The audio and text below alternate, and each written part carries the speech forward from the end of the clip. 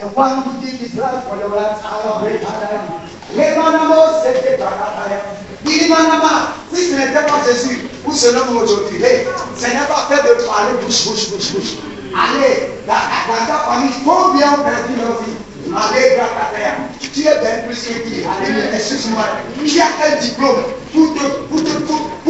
Aïe. Les diplômes sont dans les cimetières. Les visions sont dans les cimetières. Les projets sont dans les cimetières. Quand tu tiens dans la porte de l'Éternel, mon ami, ne regarde pas quelqu'un.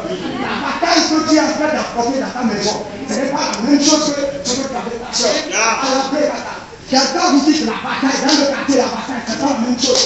Si quelqu'un veut faire Dominos, laisse la partie. Alléluia. Mais ici pour le feu, le fire.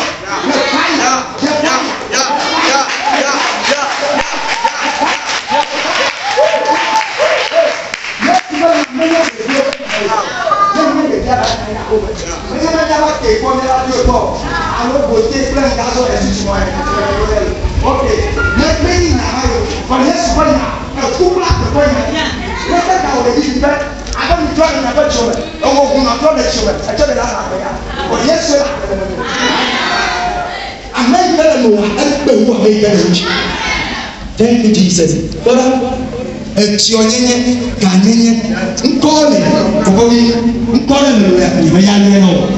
Il est dans le port.